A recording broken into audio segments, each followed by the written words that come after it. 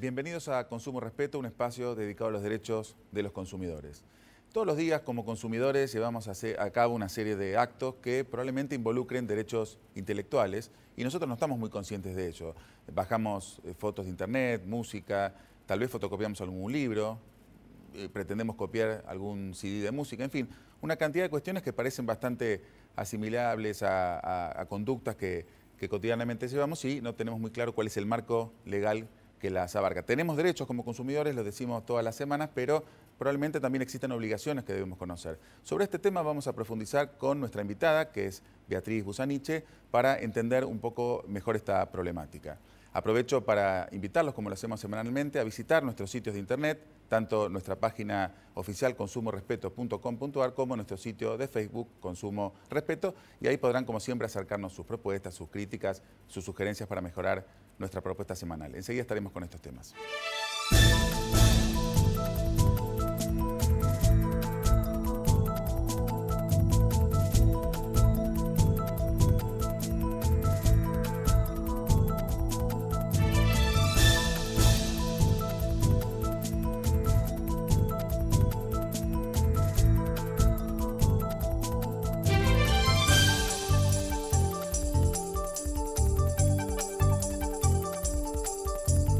En PepsiCo, desempeño con propósito significa mantener un crecimiento sustentable al invertir en un futuro más saludable para la gente y para nuestro planeta. Moscardelli, ¿para qué ganar uno si puede ganar 4? ¿No le parece? Por solo 6 pesos, jugás Quiniela Plus y Super Plus. Y además, Plus 9 te da la chance de ganar hasta 4 millones. Lotería de la Provincia. Buenos Aires activa como nunca. Gobernación Daniel Scioli. En el 2005, nace una empresa con el objetivo de proveer productos de primera calidad a los profesionales de la visión en Argentina y Sudamérica. Implantec, Insumos Quirúrgicos, es una empresa familiar de capitales nacionales. Asumimos este compromiso porque creemos en nuestro país. Implantec, Insumos Quirúrgicos, una industria argentina. Para mí Salta es el verde, el marrón, el colorado, el blanco, el azul. Para mí Salta es la calidez de un poncho, esa que sentís en el abrazo de su gente. Para mí Salta es una canción, acompañada de un buen plato y un gran vino.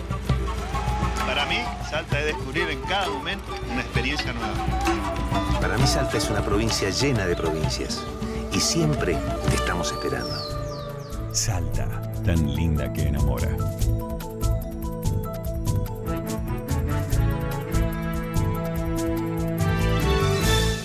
Bienvenida una vez más, Beatriz, a nuestro programa. Gracias por acompañarnos. Muchas gracias.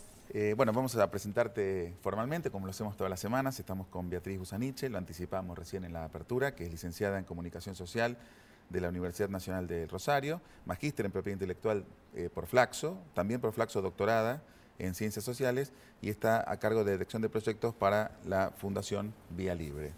Y la verdad que estamos muy interesados en tratar con vos esta problemática porque, bueno, hablamos semanalmente de los derechos de los consumidores y a la par de ejercer prerrogativas muchas veces nos involucramos con otros marcos legales que establecen algunos recaudos que hay que tener en cuenta también, ¿no? Y además se relacionan con cuestiones que ya son muy populares, ¿no? Decíamos recién, desde bajar música, copiar un CD, que muy bien no debe estar, y queríamos charlar un poquito con vos acerca de estos temas.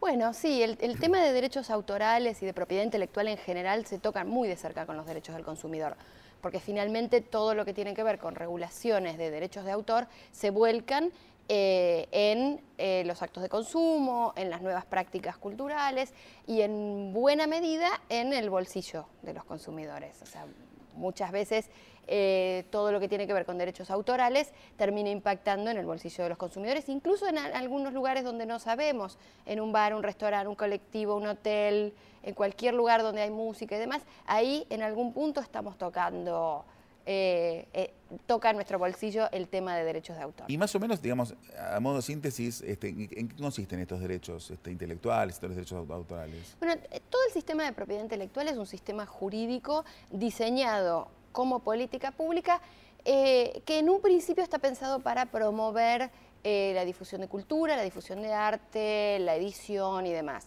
¿En qué consisten? Bueno, según nuestra ley, que es la ley 11.723, que es una ley aprobada hace 81 años, en 1933, esa es la ley que está vigente y que regula esta materia en Argentina. Los titulares de derechos y los autores, los titulares de derechos no siempre son los autores, muchas veces son los autores, pero muchas veces son las editoriales, las discográficas, los intérpretes, los directores de cine. Por ejemplo, hay una serie de distintas figuras que tienen titularidad de derechos de propiedad intelectual, tienen ciertos derechos exclusivos sobre las obras, por ejemplo, el derecho de reproducción, el derecho de ejecución pública, el derecho de autorizar o no alguna obra derivada, como por ejemplo una traducción. Es decir, cuando nosotros vamos a comprar un libro que es de un autor extranjero, un autor de habla inglesa, alemana, francesa y demás, y nosotros compramos la edición en español, hay ahí un derecho de traducción que tuvo que ser autorizado por el autor. Ese es el tipo de derechos que otorga a los titulares de derechos y los autores el sistema de derechos autorales. Y supone que además viven de eso, ¿no? Los autores, a partir, digamos, de percibir esas regalías, bueno, habrá algunos que tendrán otro medio de vida, pero... Eso es un poco la base sobre la cual se sostienen los derechos, la idea de que los autores viven de las regalías. Lo cierto es que cuando uno analiza el mercado, obviamente en los distintos sectores hay diferencias. Es distinto el modelo de negocios de la industria editorial que de la industria del disco, que de la industria del cine, que de la industria de software. Los programas de computación, los juegos, los videojuegos están también regulados por esta misma ley, que de 81 años. Pero digamos, depende del sistema del modelo de negocio. Por ejemplo, los artistas intérpretes musicales en general tienen muchos más ingresos, o su ingreso sustantivo está en el vivo, mientras que lo que cobran de regalías es una ínfima parte, en muchos casos ni siquiera. Hay algunos estudios empíricos hechos en Europa que muestran que más del 60% de los autores de libros que se publican y que se venden y que son de tiradas masivas no viven de las regalías de sus libros. Es decir, hay que tomar con pinzas esta idea de que los derechos de autor son el sustento del autor. La gran mayoría de los autores viven de alguna otra cosa. Ejemplo, los autores académicos, la gran mayoría de los autores académicos viven de su tarea como docentes e investigadores, y las regalías y eso se lo lleva otra parte de la cuestión, que es la industria editorial. De los libros que tuve la oportunidad de publicar en derecho no vivo seguro. Exacto, o sea, eso es lo que suele pasar. Alcanza para hacer un gustito a lo sumo. O sea, hay un sistema de regalías, hay un sistema de pago de derechos de autores, pero hay que desmitificar esta idea de que este es el sistema que permite que los autores vivan. No es así para la gran mayoría de los autores. Y ahora, digamos, entre este derecho intelectual, ¿no?, que tiene que ver más allá del fundamento o el fin al cual después estas regalías se asignen, digo, la vida o lo que sea de sus titulares, y la posibilidad que, digamos, del ciudadano, del consumidor de acceder a la información, al conocimiento, existe lógicamente una tensión, ¿no? Me imagino que ahí estarán quienes pregonan por un acceso más abierto, y quienes reivindican, digamos, una cuestión más circunscripta al reconocimiento de estos derechos intelectuales. A ver, el reconocimiento de los derechos intelectuales tiene al menos dos partes. Una que es la parte de los derechos morales, que es, por ejemplo, el reconocimiento de la autoría. Es decir, ese libro que vos escribiste, que se diga que lo escribiste vos y no otra persona, que no se lo arrogue otra persona. Esos derechos en general no están demasiado en cuestión, y todos reconocemos, incluso quienes venimos del mundo de la cultura libre, como nos denominamos, reivindicamos la titularidad de la autoría y demás, reconocemos mucho. Lo que está sí en cuestión es esta limitación al acceso, esta tensión que vos decías entre el acceso y ciertos derechos monopólicos que tienen los autores y los titulares de derechos, porque en buena medida los que son más activos en la reivindicación de estos derechos muchas veces ni siquiera son los propios autores, claro, son los titulares de derechos del mundo editorial, las discográficas y demás. Ahí hay una tensión, y esta tensión no es nueva, es una tensión que ya se ha visto si nosotros revisamos, por ejemplo, la Declaración Universal de los Derechos Humanos de 1948. Digo, para poner esto en perspectiva histórica y ver que esta discusión que emerge con fuerza ahora a partir de Internet, no es una discusión tan nueva, sino que es una discusión que tiene su historia y que tiene sus distintas miradas. La regulación de derechos autorales a nivel global fue diseñada en el siglo XIX, se fortalece en el siglo XX. En el siglo XX se incorpora en las declaraciones de derechos humanos el derecho de acceso y participación en la cultura, donde está todo esto que hablamos de los derechos de los consumidores, los derechos de los ciudadanos, los derechos a la educación, al acceso a materiales educativos, a bibliotecas, a información y demás. Eso está consolidado en las declaraciones de derechos humanos del 48, en el Pacto Internacional de Derechos Económicos, Sociales y Culturales, se incorpora este derecho de acceso a la cultura. O sea, a mediados del siglo XX, estos derechos se consolidan y se reconocen, y también se reconocen los derechos de los autores a tener una vida digna a partir del producto de su trabajo, de su obra. Entonces, hay una tensión ahí entre acceso y derechos monopólicos, pero que bien podría saldarse si uno estudiara en profundidad distintos mecanismos para otorgar a los autores un nivel de vida digno que no implicaran expulsar a una gran cantidad de la población que no tiene los medios económicos del acceso a la cultura, que es un derecho humano. Y hablando de ese acceso, digamos, ¿cómo es la situación del ciudadano en nuestro país en términos del marco legal? Digo, es un marco legal evidentemente restrictivo, es de los más abiertos, y qué resguardos tiene que tomar el consumidor para no violar la ley, ¿no? Por lo menos que sepa el marco teórico y después tomará su decisión. Mira, hay una organización que probablemente ustedes conozcan que se llama Consumers International, sí, claro, que hace, así ahora no lo ha vuelto a hacer, pero hizo durante varios años un estudio, un informe de legislación comparada. El último que publicó fue el del 2012, y en ese estudio de legislación comparada ubicó a la Argentina entre los 5 peores países con sus regulaciones de propiedad intelectual desde la mirada de los consumidores. ¿Qué es lo que estudian cuando se mira desde la perspectiva de los consumidores?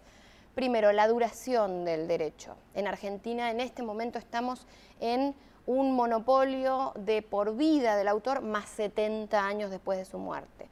Esto hace que los herederos tengan el poder monopólico sobre la obra, que la obra de Atahualpa Yupanqui, de Jorge Luis Borges, de Julio Cortázar, estén en manos todavía de sus herederos y de las editoriales por largo tiempo. O sea, va a pasar muchas décadas hasta que esa obra pase al dominio público. En eso estamos dentro de la media a nivel mundial, pero estamos por encima de lo que nos exige la Organización Mundial de Comercio, que es la que fija los estándares mínimos. Estamos entre los peores países en términos de acceso a materiales educativos. Nuestra ley no reconoce excepciones para acceso a materiales académicos, por ejemplo, y estoy pensando, seguramente nos están viendo estudiantes y docentes universitarios. Todas las fotocopias que están haciendo son de carácter ilegal, pueden ser sometidos a juicio penal, porque Argentina carece de una flexibilidad a favor de la copia para fines académicos. Las bibliotecas son otro actor clave. En esto hemos caído fuertemente en el ranking que hace Consumers International, justamente porque Argentina es uno de los pocos países, creo que hay una veintena de países a nivel mundial que no tienen flexibilidades de propiedad intelectual a favor de bibliotecas y archivos. Esto implica que cuando un bibliotecario te hace una copia de un ejemplar deteriorado, que todavía está bajo derechos autorales, está infringiendo la ley. Cuando un bibliotecario hace una copia para conservar un ejemplar único deteriorado, las bibliotecas, muchas veces hay libros que ya están fuera del mercado, que el mercado no los está explotando, que no hay ediciones nuevas y las pocas ediciones que hay están deterioradas por el uso. Una copia de eso hecha en una biblioteca en Argentina constituye un delito penal tipificado por esta ley. Es decir, desde la perspectiva de consumidores estamos en un escenario muy, muy difícil. O sea que en realidad estamos sin darnos cuenta muchas veces cometiendo delitos. Es decir, no tenemos mucho margen de acción. La ley de propiedad intelectual argentina es una de las más restrictivas, entonces cotidianamente la violamos. La violamos cuando vamos a una biblioteca y sacamos una copia, la viola cualquier estudiante que está haciendo copias de apuntes, la viola cualquier docente cuando, a fin de facilitarle el acceso a sus estudiantes, publica PDFs o publica escaneos de textos en Internet para que sus alumnos puedan bajar los materiales de estudio de manera sencilla. La viola, bueno, imaginen cualquier acto de copia que no esté expresamente autorizado y que no esté expresamente habilitado por una flexibilidad de la ley. Y Beatriz, ¿cómo es el tema de Internet? Porque, digamos, hoy estamos todo el tiempo navegando y nos interesan ciertos materiales. Esto lo bajo, esto me lo archivo, esto lo imprimo. Ahí, ¿cómo está la cuestión? Internet está regulada por esta ley de 1933 en materia de propiedad intelectual en Argentina. Eran visionarios, ya sabían que iba a haber Internet, entonces. No, no está incluida explícitamente, no, claro. Pero como no está incluida explícitamente, tampoco está excluida. Entonces, al haber copias, la regulación de la copia está dada por esta ley. Sí, la ley se actualizó en el 98 para incluir software y bases de datos. Las bases de datos también están amparadas en este mismo marco regulatorio, igual que cualquier pieza de software, cualquiera de las piezas de software que estamos usando habitualmente en el teléfono móvil o en la computadora o en la tablet o en cualquier dispositivo que usemos. Esa pieza de software, por más irracional que suene, está bajo monopolio de propiedad intelectual por la vida del autor y 70 años después de la muerte, de hecho, o por 50 años después de la publicación si se trata de una empresa. Uno lee noticias permanentemente de alguno que lo cazaron ahí bajando archivos, música, por ejemplo un video de YouTube. Los videos de YouTube están regulados por el derecho de propiedad intelectual, pero por ejemplo hay un acuerdo del que conocemos poco porque se mantiene en confidencialidad entre la empresa Google, que es la dueña de YouTube, y las entidades de gestión colectiva como SADAIC. Es decir, cuando uno está viendo un video en YouTube, Google paga a SADAIC por la ejecución pública de esos videos. Así que ahí la cuestión legal de algún modo la han saldado entre privados, porque SADAIC es una entidad privada y Google es una entidad privada, y habría que haber tenido ahí alguna discusión pública sobre cómo se regula esto. SADAIC tiene un tarifario de la ejecución pública en Internet, así que si alguien está poniendo música en su sitio web, cosas por el estilo, se está generando un compromiso de pago por ejecución pública. Pero paulatinamente se va incorporando. Lo que vos decías antes de las descargas de archivos, en este momento tenemos un caso emblemático en Argentina, que es el bloqueo de Pirate Bay en Argentina. Hace pocas semanas fue noticia que un juez de primera instancia mandó bloquear el acceso de Pirate Bay a los proveedores de servicios de Internet en Argentina. Y esto tiene que ver con una aplicación bastante cuestionable, a mi modo de ver, de la ley de propiedad intelectual al entorno de Internet.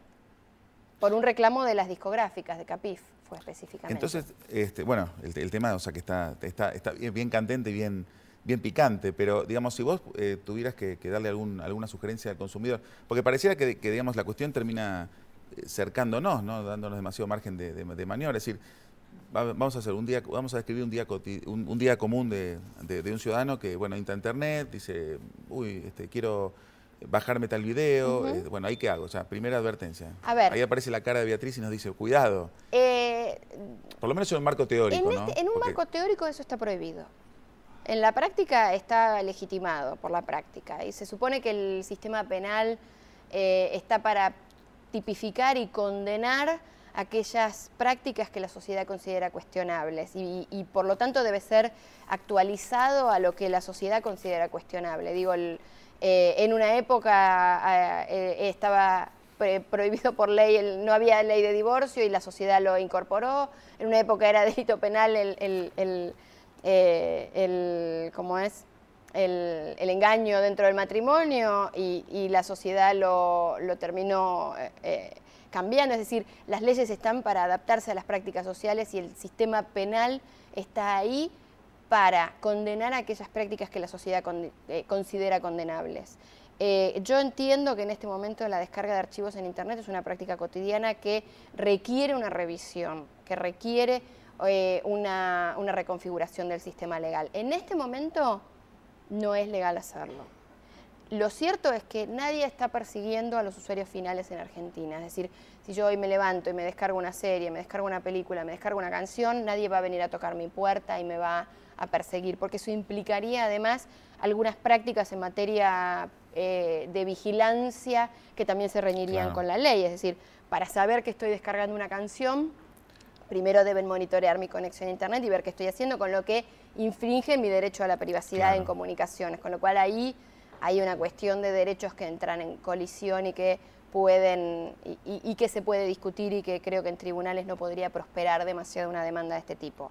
Pero el sistema tan rígido de propiedad intelectual que tenemos está haciendo que haya muchas cosas que pasan, como esto de el bloqueo general a un sitio web, que parece una medida totalmente desproporcionada y carente de sentido, ocurra en Argentina. Entonces hay una tensión entre la libertad de expresión, el acceso y el marco legal vigente. Mi consejo es, estudiantes, el derecho al acceso a los materiales educativos es parte del derecho a la educación, necesitamos seguir copiando. Necesitamos que se dé la discusión para tener flexibilidades en bibliotecas, tener flexibilidades a nivel académico, que no las tenemos. Es decir, yo realmente sugiero que una ley que obtura el ejercicio de derechos humanos debe ser revisada. Necesitamos urgentemente revisarla. Y mientras tanto, creo que tenemos un punto para infringirla. Digo, no estoy diciendo salgamos a violar la ley, estoy diciendo en aquellas prácticas que son indispensables para nuestro acceso a la cultura, no nos queda otra. No nos queda otra. Y digamos, y a modo de cierre te preguntaría, bueno, ¿cómo sería un modelo que pudiera compatibilizar digamos, ambas cuestiones? Hay distintas teorías sobre cómo sería un modelo. Yo puedo plantear un modelo posible y un modelo ideal. El problema es que estamos atorados, estamos atrapados en el sistema internacional de comercio.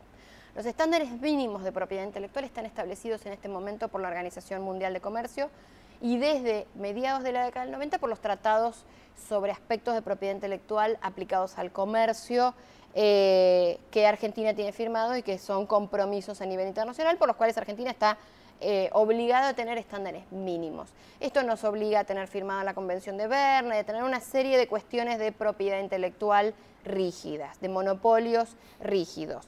Ahora bien, dentro de este contexto se pueden otorgar un montón de flexibilidades, como bibliotecas, como fair use, como uso justo, como copia privada, como materiales educativos. Hay una serie de flexibilidades que no tenemos, que podríamos tener.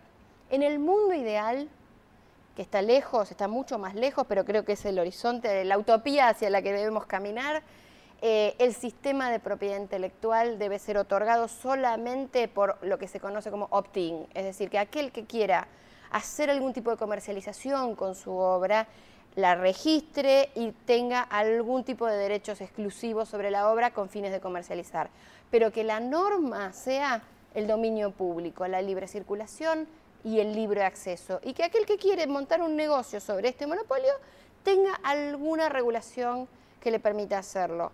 Esto hay varios teóricos, hay algunos académicos en los Estados Unidos que están pensando este tipo de modelos que serían mucho más útiles para quien quiera hacer un negocio con el derecho de autor y que el resto, aquellos que quieren poner a circular la cultura, a ver, una foto que yo tome con mi celular tiene derecho de autor.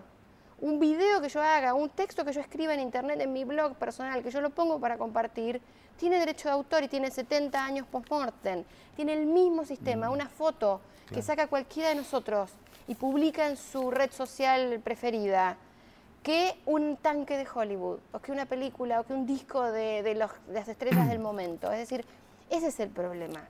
Toda la cultura se regula igual, los papers académicos y demás. Entonces, opt-in para quien quiera comercializar y el resto, dominio público, que es nuestro acervo cultural común. Bueno, absolutamente claro. Beatriz, muchísimas gracias una vez más por acompañarnos y seguramente tendremos que seguir profundizando estos temas. Seguro, porque requieren mucha discusión y un debate y hay que comprometer a los políticos en este debate. Muchas gracias. A vos.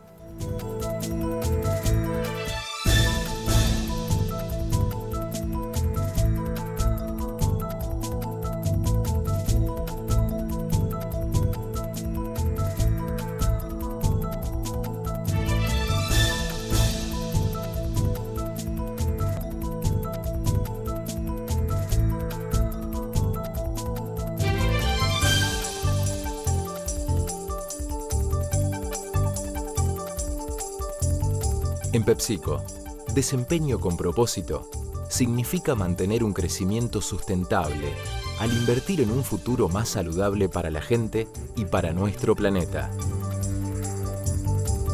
Moscardelli, ¿para qué ganar uno si puede ganar 4? ¿No le parece? Por solo 6 pesos, jugás Quiniela Plus y Super Plus. Y además, Plus 9 te da la chance de ganar hasta 4 millones. Lotería de la provincia. Buenos Aires activa como nunca. Gobernación Daniel Scioli. En el 2005, nace una empresa con el objetivo de proveer productos de primera calidad a los profesionales de la visión en Argentina y Sudamérica. Implantec, Insumos Quirúrgicos, es una empresa familiar de capitales nacionales. Asumimos este compromiso porque creemos en nuestro país. Implantec, Insumos Quirúrgicos, una industria argentina. Para mí Salta es el verde, el marrón, el colorado, el blanco, el azul. Para mí Salta es la calidez de un poncho, esa que sentís en el abrazo de su gente. Para mí Salta es una canción, acompañada de un buen plato y un gran vino. Para mí, Salta es descubrir en cada momento una experiencia nueva. Para mí Salta es una provincia llena de provincias y siempre te estamos esperando. Salta, tan linda que enamora.